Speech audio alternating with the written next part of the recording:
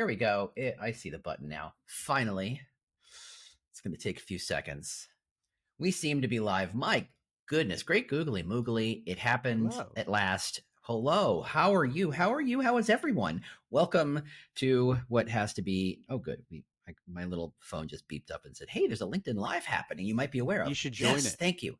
I'm on it. I am that thing. Thank you so much for asking. Hey, everybody. Welcome to another edition of whatever the hell I'm calling this thing. There is no actual title for this series. It's simply core to this idea is that, hey, big old agencies have big old money to spend on big old booths and big old swag packages and all sorts of wonderful stuff to get their name out there.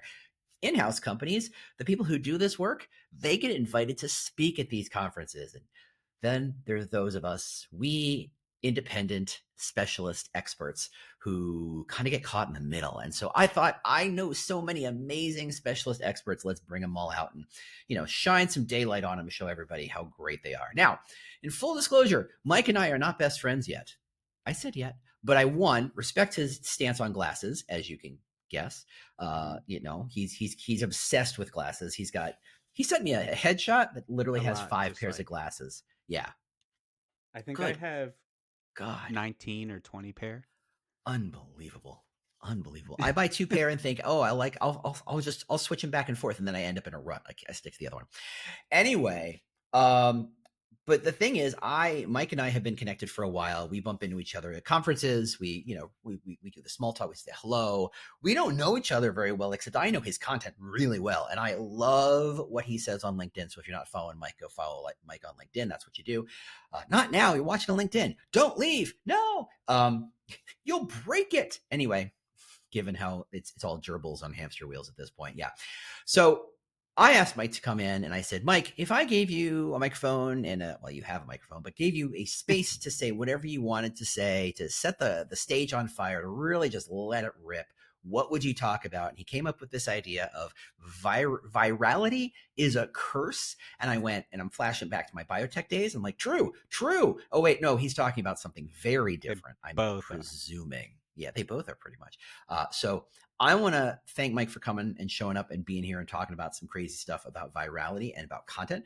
So with that, I'm going to let Mike just take it away. Mike, rock and roll. Thank you. That was yeah, this is a great topic. Um I don't hear enough talking about it, and I'm new to LinkedIn Live, so excited to be here and um going through all of this. I don't know if questions will come in chats or whatever. I'm gonna not really pay attention, I think. Um so what I wanted to talk about, right? So James sent this email, and his idea is sort of like these branded TED Talks, and how do we, what can we talk about? What can we kind of go on? Think of it like a 15 to 20 minute rant, and I can rant about 15 to 20 minutes about anything. But a topic that's really been sticking with me recently is this idea about virality. And, I say it as somebody who has gone viral a lot in my life, going viral all the way back to days where viral wasn't even really a term. And I wrote a blogger post calling out Gamefly for how terrible it was. And it got so big that like the CMO of Gamefly called me to talk about it. I am someone who's just sort of always been obsessed with going viral on the internet. I went viral on Twitter years and years ago, um, because Kim Kardashian retweeted something of mine, and like Perez Hilton started talking about it. Doesn't matter. I'm off on a tangent already. Like I said, I'm going to do here. But none of those really did anything for me. And now, we start to think about going viral in the corporate world, and it's this term we hear all the time. And the gurus are out there, and they're pushing the viral formulas. Um, and somehow in corporate America, virality has become the new KPI, right? It's no longer just for social media managers. Everyone is expected to be going viral about everything. Whatever you're doing in your career, wherever you work, people want you to be doing it and going viral. It's just crept into every part of the business. And the truth is, if you are creating content, whether it is for yourself or for your company or for anybody else, um, you're doing it for a reason. And chasing virality is essentially chasing like validation disguising it as success. Um, you know, I'm going to tie this eventually to hiring and recruiting because it's where I come from. But this is going to go across in a lot of different ways. And, I talked about these gurus pushing formulas and uh, what they are. And it's sort of funny because, right, I don't know what your pages look like. If any of you are on TikTok, LinkedIn, there's a lot of it, but TikTok, you can just get inundated with like the do these things and engage from the bottom up, and here's how to grow, and here's how to go viral, and here's the trends to capitalize, and all of these things. And it's often being said by people who basically have built a following by talking about going viral. Right? They are telling you the success and the hacks and the secrets, but they have no discernible skill or thing that they've done in the past about these things. Which, if you're in recruiting or TA, this might sound very familiar to you because we see this all the time, right? The hacks and the tricks and the way to do it from people who aren't actually out there doing it for a living and are just famous for talking about it. The same thing is happening now with the like how to get your content and how to get your company and all these things noticed. Um, when people are chasing virality, you are making content for the wrong intention, right? You're chasing numbers, and I've seen this a lot on LinkedIn recently with this debate about is video important, right? And I actually had a good conversation back and forth with if anyone knows Jillian Richardson. She's a ghostwriter on LinkedIn. Her account's fantastic. You should follow her. But she made a post recently about how like she keeps hearing people push that video is doing something, but it's not. Um, and my response to that was that is because people are making video because they heard it is a way to go viral. They heard it is a way to get a lot of impressions, but you watch their videos and they feel like they're being forced to do it, right? It's like a hostage video. They're just like, you don't have to be doing this thing. And that's why it's not working for them. When you are chasing virality, you are going after the wrong audience. You are finding the wrong noise. You are going to hit burnout. You are going to find unrealistic expectations. And I know because I've done all of these things for myself. I've experienced all these things for myself. And, this talk is not supposed to be like a woe is me message. That's not the intention. It's really about the intention of why we're doing these things, especially when it comes to TA and how it ties into these things. Um, right. So, like, just keep in mind as we talk through this stuff that, like, everyone says they want to go viral until they do, because that's when everything changes. Um, and that comes with a hidden cost is where I want to really get into this.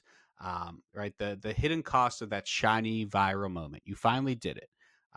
But the truth is, if you've ever gone viral, whatever it's about, whatever you were talking about, whatever you're doing on the internet, um, the people who are finding you, they come for that post, that video, that picture, that whatever it is. They don't come for you. They don't come for your message. They don't come for what actually matters and what you're trying to do. Um, the audience on your viral content will never know you or your values or what you really bring to the table. So keep that in mind right away, right? If you're doing this again for yourself to grow your own business, if you're doing it to attract people to your company and TA, and again, we'll get more into that. If you're doing it um, for whatever, for your own company or social media, for whatever, right? If you're attracting the people who don't know you or your values, um, those views are great, but they will not be spending a penny. They will not be doing any of those things. They will not be your employees. They will not be your fans. They will not be anyone except a viewer. And that's worth keeping in mind. And then what happens, right, is you do it. It feels good. That dopamine hits. Trust me, I know. And you start chasing them instead of creating for your actual audience, instead of chasing the actual people who are going to pay your bills and make it worth what you're doing. And again, I will say pay your bills to cover all of it, right? Become your employees, become your customers, become whatever it is you're creating content for. You're not chasing them anymore. Um, right? Going viral comes with what I call emotional whiplash. I saw a video. I quote this video all the time, and I really need to go back and figure out who said it so that I can actually link people to it and talk about it with people. Um, but it was like one of the best hooks I've ever heard in a video because it was so true. And it just opens, and this person is saying, the internet will yes queen you to death, because that is what it will do, right? When you are chasing that virality, when you are chasing that dopamine that comes with it, you are nothing but a non-playable character to people on the internet. They are there to cheer for you and push you and get you to do all the things they don't want to do and that they want to watch you do. And we've seen this in the corporate world a ton, right? And think back, it's probably about a year ago at this point, maybe a little bit more.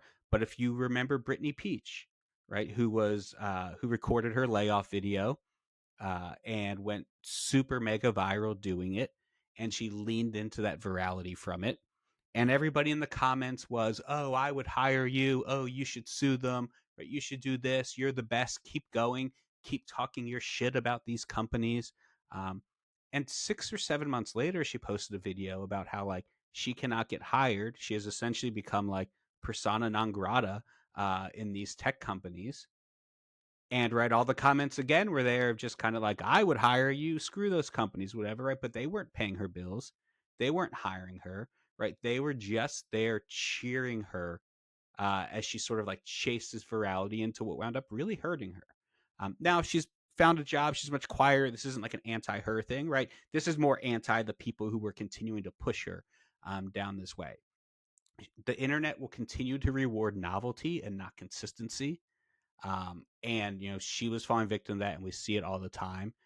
The other thing, tying it back to work, I think again here, is that everything after virality becomes your top goal feels like a failure, right? The only validation to you becomes all of the engagement, all of the views, uh, and you forget why you were doing it again, right? Is the growing the business, the getting the employee, the whatever it is. Your baseline has now changed. And I know because, again, I fall trap into this. I'm someone who will get 10 million views on a video and I love it and it's amazing. And even though people are saying terrible things to me in the comments, like being that big on the internet is still so fun and the dopamine is hitting. And then the next video I make, uh, right, it doesn't do that well. It only gets 3,000 views. And to me, that's small. Someone else might hear that and say that's great. But the truth is, that next video, back on topic, probably got 3,000 views. And of those 3,000 views, 1,500 people, half of them were really helped by the content because it was way more aimed, way more helped than they're going to be by the viral content. Um, right? You stop asking, is this valuable? And you start asking, will this hit when you're chasing virality? And I have reported to enough leaders who have that mindset. I'm sure a lot of you have as well. Right? They're like, oh, we just need one more hit. We need something that's going to land. We need that's going to do it. And then it comes and nothing really changes anyway on what you're trying to accomplish. So, where this goes into is if you are a content creator, or maybe you don't consider yourself a content creator, but you are making content, you are putting yourself on the internet to help either you or your company or brand or whatever it might be, you need to ask yourself the most important question: who are you actually talking to? What is the goal? Is your goal to be seen by everyone? In that case, go for it. For some people, for some brands, for some content creators, that is it. It's all virality. Then go for it. You're probably not sitting in here by now. You've already left. This isn't for you. Um, that's probably not your goal if you're here. Your goal is probably to be trusted and looked at and cared about in some way. And in that case, your relevance is going to beat your reach every single time. You cannot build a community on virality. And I know because I saw it happen to myself. Right? You build it on consistency. When I first started blowing up on the internet, like my early days, couple thousand followers on TikTok, and that was about it. I had this community that I absolutely loved. I was live streaming with them. We were talking. We knew each other. Some of them are on my phone now. We text each other, but we had just met through like TikTok comments. That doesn't happen to me anymore. Now, part of it is with size that is going to just naturally fade out. You can't really own a community and be a certain level. That the relationship just doesn't there. Uh, but you are never going to have that community through your viral posts. Those again become your customers, the people who work at your company, the people who support you and whatever it is, right? The 1,000 right people nodding quietly will beat your 1 million view people that just has everybody yelling at you. or your 1 million view video or post that just says everybody yelling at you. Um, so you need to kind of keep thinking to yourself, who are you really talking to here? But how do we tie it to the workplace, right? Like, what is the corporate version of this trap? And it depends again on what you're doing. If we're talking TA, if we're talking recruiting, and again, I've been there. I've had the make this job post go viral talk. I've had all these things before. Everyone is guilty of chasing those viral moments. Every executive wants the viral hiring post. But what those posts do, and I'm sure you've seen it if you are handling this in any way at your companies, is they fill your inbox. They do not fill your pipeline. And I have a perfect example. It's going on right now. Let's think about Duolingo right now. A couple months ago, Duolingo, right there, head of social left. Their head of social was amazing. They built Duolingo up into everything that it had been essentially on social media. They're always the go to, right? Wherever you work right now, your boss has probably told you, like, oh, well, Duolingo does this, like, make us the next Duolingo, right? So let's use them as the example. So they started hiring for their new head of social. The job post went viral, one, because it's Duolingo, but mostly because of the pay, right? Everyone was discussing the pay. The pay on it, I don't even remember it now, but it was at like $240,000 to $300,000. And that was all anybody could talk about: the pay, the pay, the pay. What they weren't talking about was the company. Nobody actually knows what it's going to be like in that role. That role probably comes with like a ton, like an immense amount of pressure, which is like its own different conversation. Like, that's not a job I would want as a social media manager. But regardless, right? Everyone was talking about that, but no one was really talking about like what it's like to do this job. They probably got hundreds, if not thousands, of applications. Um, does anyone know or care that that job is still open? It is still posted, right? This, like, in theory, should have been the easiest job in the world to fill. They certainly attracted enough attention to it. They certainly were paying enough to get people to want to be there. If you're a recruiter, you know exactly how many bad resumes and applications they probably went through, like what a high percent it probably was to begin with, because again, they're filling their inbox and not their pipeline. What you may not know as well is that they've recently dropped the salary on that job. Um, right? They had their viral moment, they got tons of applications, and the salary posted with it now is like $50,000 less than where it was before.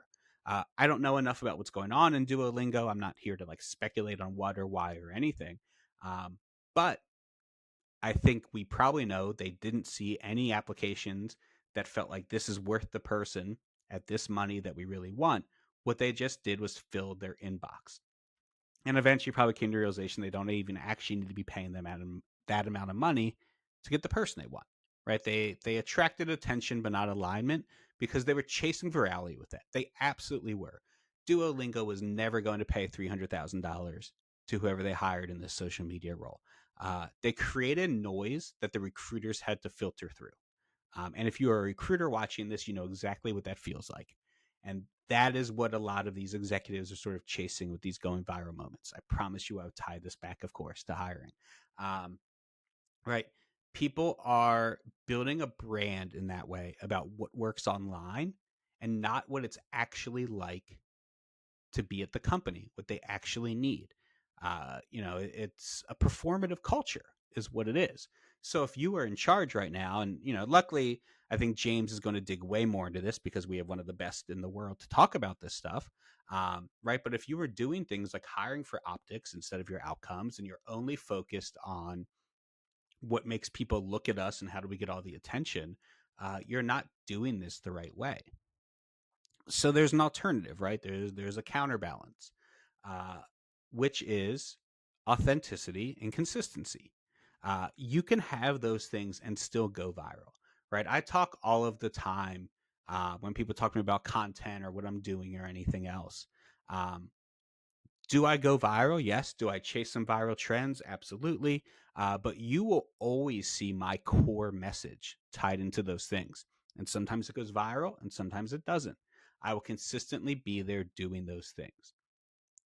Authenticity, something I always try and tell people when I talk about, like, the one of the compliments or the things people say to me the most is authenticity, how authentic I am with this stuff, right? To me, having authenticity means having restraint. It is staying on message even when it is not the trendy message to be on. And like, trust me, there are times where I know I am saying the opposite of what will go viral, and it doesn't go viral because of it. Right? We can talk about whatever topic we pick, the stupid open to work banner debate, or like whatever you want it to be. I know how to go viral on any topic that's out there. And so do these gurus that I talked about at the beginning that are selling the course and all the things. Like, it's not hard to tell somebody how to go viral. Yes, going viral involves some luck, but it's not hard to figure out what levers to be pulling to do it. Staying on message is going to be far more important. And when the virality comes with that, it is going to feel much better, I promise. Um, Consistency with that, as well as building that trust, right? Your reputation continues to compound as you are consistent and you are authentic. And that is what happened to me. I don't know who's in here right now. I don't know who knows what about my stories or what it is, right? But like, this isn't about me kind of going through the whole bio of myself. But if I had to wrap it up in one sentence, was I showed up as me every single day on the internet, and eventually a lot of people really started to like it and trust me because of it. Right? That took time. I didn't just hit the internet with a hack of how to get a job or a hack of how to hire better, or whatever it is. I let my reputation compound by just continuing to repeat the important parts. Being trusted is hard work and it is invaluable. And when you lose it, you lose it. And this happens in your job. This can happen on the internet, can happen anywhere else, right? Like, you will never get trust back for the most part when it comes to a lot of things. Uh, Being trusted is not lucky. Being a viral sensation is lucky, even when you're pulling the right levers there. Um, and you think about examples of this when it comes to TA work. Uh, you know, TA teams can be doing things on the internet like sharing weekly employee stories, what it's like to work there. And that is credibility. And that is something you don't really see from Duolingo. Not to pick on them, but you know what? They'll be fine. Let's pick on Duolingo. They're going to survive this. And like the 15 people who might be here listening. Duolingo will survive me making fun of them, but I don't see anything really from them that builds credibility. They go viral a ton. They do all those things. It makes people want to be there, but again, are they helping their TA teams by doing that? Um, Hiring managers, explaining the why behind a role, and, like building that connection with people. And there are a lot of companies and people who are great at this. James is an example, probably, who really helps hiring managers do this, building actual connection more than just, the funny job description. McDonald's is another great example of a company that has amazingly funny job descriptions that go viral all the time. But I wonder how helpful that actually is with them or for them. Right? These like long term reputation, small wins are always going to win out. If you're a recruiter listening to this and you do not know what to be posting on the internet to do these things, your small human wins are always going to be the best posts, even if they don't go viral, right? Because it is a long term reputation thing. Uh, you don't need a post about how you hired 15 people yesterday. That might go viral. Everybody will like it and share it, but you're probably lying, and that will catch up with you. You don't need to write a post that says we're hiring, and then just like have everybody comment that they want to work there, because that's not attracting the right people that you want. Those we're hiring posts are viral all the time on the internet, but I really wonder how many people are actually hired from the comments of those posts. It's almost like you're just asking people to beg in the comments for a job, right? Focus on your credibility, your connection, your long-term reputation. That is always going to win out.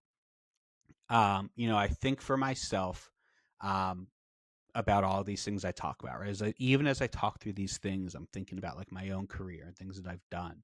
Um, and I think about the difference in posts I've made that have gone really viral and those that have built relationships.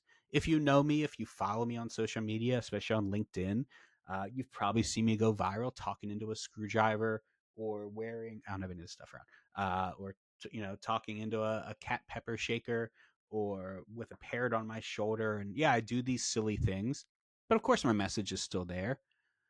But most of those posts haven't really ever built a relationship for me. They've been good, they get me the views, um, but they're not the posts that I care the most about in the end, that have brought me the business or the people that I need. I am still guilty of that dopamine loop, right? I still chase it even when I know better. So if I can tell other people to stop it, of course I'm going to. Um, if you are not careful on the internet, your story gets written for you. It's something somebody told me once, and it's sort of always stuck with me. Um, right? People will talk about you based on what they know from your post on the internet. And most of those people have only seen your most viral post. So you need to keep in mind, if you are chasing virality, if you're doing those things that you know will go viral, is that the story you ultimately want to be told about you? If it is, great, go for it. So I'm going to start to wrap here. But what I really want to just kind of like focus on is that, this viral stuff, it fades away, but your reputation will continue to grow. That is always going to be the most important thing. Branding and leadership, and James is going to talk about a ton of this, I'm sure. Like, that trust that comes with it is so much better than the traffic that comes from everything else. um, you know and the thing I always try and ask myself when I start chasing virality is, do I want to, what is more important to me? Do I want to be known by millions of people? Which, sure, that feels good. Um, Even though they don't care about me at all, like I am just that NPC entertainment to them. Or do I want to be remembered by like a couple hundred people who I really do mean something to? And that is how I focus on sort of like the content I create, how I tie it to companies I work with, how I tie it to recruiting, and anything else along those lines. But I think that's where I really want to wrap, is leaving someone with that question. All right, clicking buttons come back. Mike, holy crap, that was amazing. One of the things that I've thought to myself as a content person, I am a fellow loudmouth. I'm sure everyone knows this. Everybody who's following this channel already knows. Yeah, we know, James. We know that most people treat the content they make like bricks, and they just go, "I made a brick. Boom. I made a brick. Boom. I made a brick," and they just think of each post, each video, each everything as a single brick. And the truth is, it's so much more effective if you think of making those bricks in terms of, what is this brick going to build? Is it going to build a pile of bricks? Or am I using to build a barbecue? Am I using it to build a wall? Am I using it to build a cathedral? And once you understand what those bricks are for, you stop worrying about, is this an amazing brick? Because no one brick is magical and amazing when building a structure, when building a doghouse or a barbecue or a cathedral. It's all of them together create this thing, and that's what you should be focused on. And the idea of one post going viral, that's nice. And again, dopamine rush, man, for reals, for reals. I feel that. I haven't gone viral nearly as much, and Kim Kardashian has never posted me, which is a double-edged sword. But I will say, look, it doesn't matter. I'm trying to tell a particular story, and I want people to know that story. One of the things I think most people, recruiters especially, and I'm not picking on anybody here, but I'm just saying, look, when recruiters' lives are mostly 99.999% no and no and no, and I don't want to talk to you, and I'm going to ignore you, and I don't want to, you're full of crap, and I'm going to go to Reddit and tell everybody how bullshit this is. When recruiters' world is all full of no's, if there's a number that somewhere that says, "Ooh, a lot of people engage with this content," your brain goes, "These are good, smart, wonderful people, all of whom are hireable, all of whom are amazing actual human beings, and I really should talk to them." So when I get a bunch of attraction to my post, those are all good people. But I'm going to guess Mike and I could both attest to the fact that most people on the internet are at, one, not people, two, not even remotely near your world, your circle of "I care about people." Hmm. Um, I have a tiny little piece of code on my website, and it gets around all the can spam laws by saying, if you're in the US and you've never visited my website before, and you've been on LinkedIn in the last 90 days, I actually see the name of the person who visits my website. Now, that is a tiny fraction of the total amount of traffic, but I'm going to tell you right now, the number of retired garbage men and travel agents and physical therapists who show up to my website. Why? Mhm. Why? I don't want to appeal to them. Not that there's anything wrong with them, but what on earth would I have to offer these people? And if I see the number in my Google Analytics, go, ooh, look, you had a really good day. Lots of people saw you. I might think, ooh, that's a lot of potential business. And the truth is, it ain't. It ain't even close to that. Most of the traffic you get is absolute, total, flaming horseshit garbage. It is mostly bots. It is mostly people from other worlds that you will never ever want to engage with. And I love that Mike talked about this idea of having this group of people when he was still at about 1,000 people on TikTok that he was friends with, he had connection, he had community with. Because the truth is, anybody you can't directly connect to is 99% bullshit. But the people you connect to, 100% real, 100% valuable, 100% wonderful, 100% useful. Now, as someone who has a business and has occasionally tried to sell people on the internet to let people know that I have this amazing product, I have this amazing service, you should be interested in it, and I still go, why don't people want this sort of thing? The truth is, they don't know me. Mhm. And if I go viral, they don't know me. They still don't know me. If I spam them to death, they still don't know me. If I offer them whatever, I am still a stranger on the internet, and you should treat the people the same way we treated strangers in the 1970s. Okay. It's that same level of, okay, what's up with this? Right. There's a level of skepticism. But if I get my friends to say nice things about me, maybe that trickles out. Maybe I can leverage their authenticity about me the same way that I'm offering my authenticity to Mike, because Mike is amazing at this stuff. And I'm so thrilled he got a chance to talk about this stuff and show you. If you haven't seen Mike, and I don't know why you haven't, I think technically Mike is way more famous than I am. But if you haven't, I want you to trust me to bring in smart, wonderful people who talk about really interesting things. And that's the way the internet really ultimately works. It's not just a big old spamming tool, even though it most of the time feels like it. It's really about how do we create trust? How do we create connection with people? Not at scale. I think that is the phrase that has killed more good ideas than anything. It's really about I would rather be known for knowing Mike and knowing what Mike's all about than being known for another 100,000 people who I'm never, ever, ever, ever, ever, ever going to meet, assuming they're actual people. And that's the truth. And that, to tie it back to employer brand, because that is what I am known for, is to say, look, ultimately your brand is not what you can buy. It's not the traffic you can buy. It's not the chitter chatter on the internet that you can buy. And it's all buyable. It's all buyable. But none of these people are people your bosses actually want to hire. And when we remember, the goal is not to fill the seat, the goal is to grow the company by bringing in higher quality talent than the recruiter could bring in on their own, given the sheer tonnage of requisitions they've got on their back.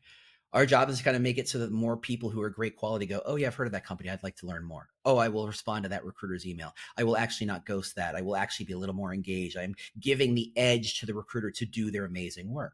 That's what it's all about. You don't do that by spamming the bejesus at everything that moves. You do it by having a consistent story, a consistent idea, what you stand for, what you care about, what's useful, what's valuable, that some people will go, no, gracias, I'm good. And that's fine, because some people will go, where the hell have you been my whole life? And that is where I want to edit. Mike, good gravy. That was a killer presentation. I know you kind of just off the cuffed it, but man, that killed. That landed. I can talk We about got the some good internet at all. comments. Someone is very happy you brought up authenticity. That person was not me, because I think authenticity effectively says we have to have another 3 hour conversation and argue about what authenticity is. But yeah, this is great stuff. So, Mike, where should people find you on that bad old website, on the bad old internet place we just talked about? Obviously, on LinkedIn, I can be found by my Oh, you're name, muted. just like this live or wherever. Mike, I can't hear you. Up, hold on. Wiggle the cable. Did I wiggle the cable No again? microphone. No sound. Maybe it's me. Hold on. Sometimes my headphones go out because cables. My microphone says it's working. This is hot live streaming action, folks. This is like watching Twitch people play video games, and I don't even understand what that means. These are just phrases I'm using. All right. Mike, you there? I th- I think my I still microphone's can't hear you. working. Maybe the audience can. Yeah, I think they can. I still look like I'm on the right microphone. All right. Everybody's watching this on LinkedIn. Mike is linked on this channel. Go find Mike.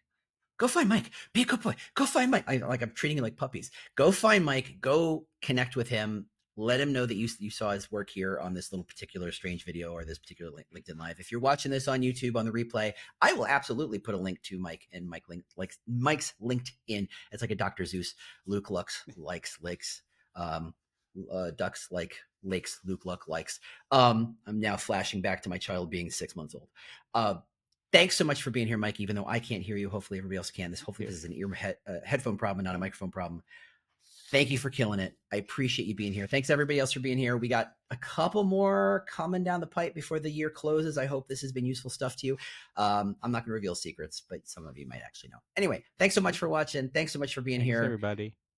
I can't hear Mike, and I don't know if he's there. All right, I think everyone else can hear me. he's saying horrible things about me, isn't he? He is. He should be. This would be the best time. All right. Thanks everybody for being here, and hopefully we're catching this on the recording, and I can put all this on link on YouTube, and we can find out what the heck Mike just said. Thanks everybody for being here. Thanks Mike for being here so much. I appreciate your time and energy and passion for this stuff. So we'll see y'all next And I time. know the rest of you can hear me. So bye, everybody.